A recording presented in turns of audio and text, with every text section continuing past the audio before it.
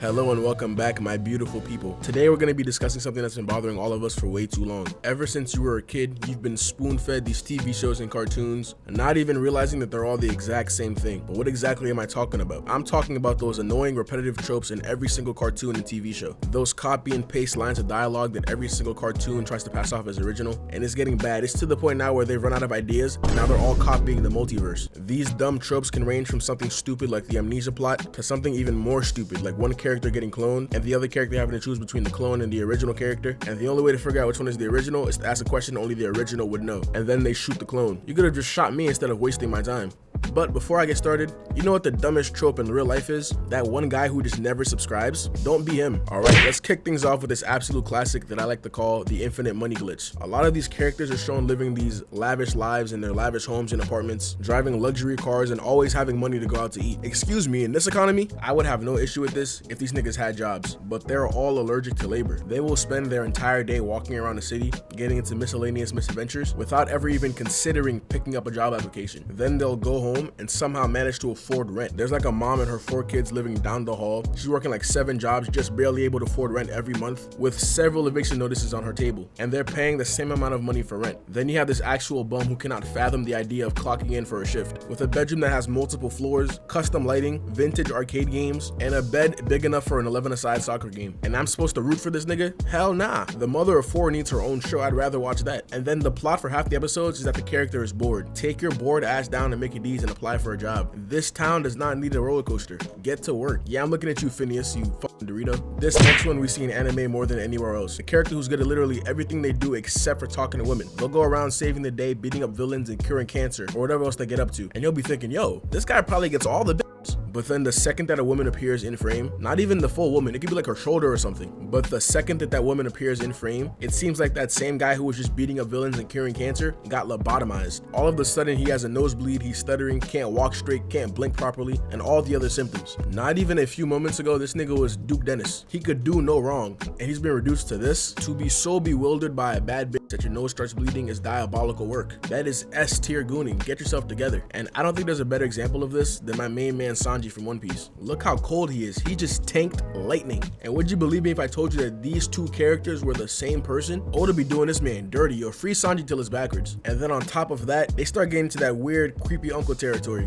And we see this a lot too with characters in anime, like Brook from One Piece. Oda, you freaky bastard. Brook literally goes around asking women to see their panties. The man is a whole skeleton. That is a different type of old, premium unk status, if you will. And I get that it's supposed to be funny, and I'm not gonna lie, I find myself chuckling here and there, but man, it gets to a point. This entire trope and any character involved with it is insufferable. Not only do they insist on insulting my intelligence, they don't even do it properly. If you're gonna bully me and make me feel dumb, at least make it make sense. They talk like they're reading the back of a cereal box. Hold on, the flux capacitor is out of alignment with the gamma ray radiance. Bro, what are you talking about? Do you even know what a flux capacitor is? Should we really listen to this guy of all people? He has no idea what he's talking about. But he's the smartest kid in our class. Bro, our class has 3 kids and 7 teachers. He had no competition. Hang on a second, just gotta bypass the firewall and hack into the mainframe. See, this is what I'm talking about. We asked him to open a pickle jar. What mainframe is he hacking into? And we're in.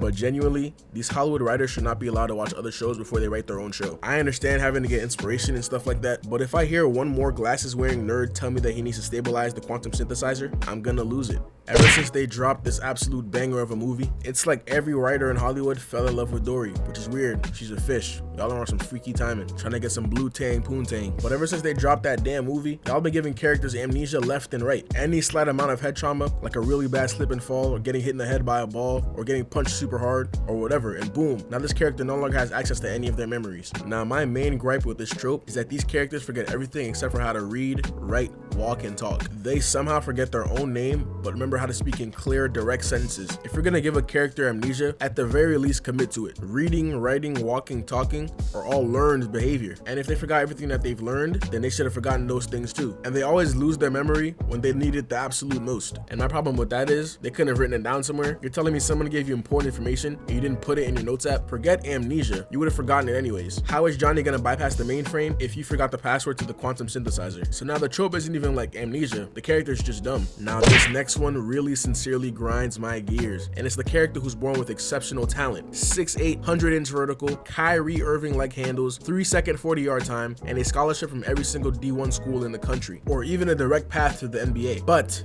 he's also a mediocre singer. Now he has to choose a career between being a professional athlete in the best league in the world, or singing in the local theater's production of some random play. And do you want to bet which one he's gonna pick? Obviously he's gonna sing, because that's what he really wants to do, right? All those years of basketball practice, all those injuries he had to heal from, all those game winners he hit, but he'd rather sing a song in a play than make money for all the work he's put in. Call me crazy, but that's dumb. I bet a lot of people's dreams involve becoming a world-class athlete, but they don't have the talent or the resources to make it happen. And then there's Troy Bolton, who was given the gift from the basketball gods of a natural basketball playing ability, who for some reason wants to choose between playing basketball and singing. And it's not just singing. The other option besides the sports career is just some random hobby that they just happen to be above average at, and everybody around them makes it seem like they're doing something so brave and heroic. Oh my goodness, he's giving up his dreams to jump rope? That's so inspiring. I mean, I wouldn't do it. I have bills to pay. Low-key, you gotta be like a real dumbass to even consider between those two options. Like, jump roping doesn't even pay, honestly. It's not even like a job, it's just really a hobby. And it's not like time sensitive either. You could probably like take the scholarship and still jump rope in your spare time, but hey, good for him. There's one of these moments in every kid's movie and every shonen anime. The main character's getting their ass beat by the main villain, and just when it seems like they're on their deathbed about to pass away, all of the main character's friends from their entire lifetime show up in the nick of time and give the main character some kind of spiritual boost. They all show up, hold hands in a circle, and sing Kumbaya, and like magic, the entire plot up until that point is null and void. The main character goes from being unable to land a hit on the main villain to putting that nigga in a body bag. The aura around their friendship was so thick and potent that it managed to alter the trajectory of the plot, and it's pretty controversial. On the one hand, it's a good message. It is important to have friends that you can count on, but you also gotta understand, no friendship works out this well. Like, of course it works in My Little Pony because they're all magical horses with superpowers, but let's think about real life for a second. Imagine you and your friends in a position to save the entire planet with just your friendship. My friends and I can barely manage to get on the game on the same night. If it was up to us, I apologize, but the world is cooked. It was doomed from the start. Unfortunately, we are not magical ponies, but I don't know. Maybe I just have bad friends. Let me know in the comments down below if you think you and your friends could survive an extension level event.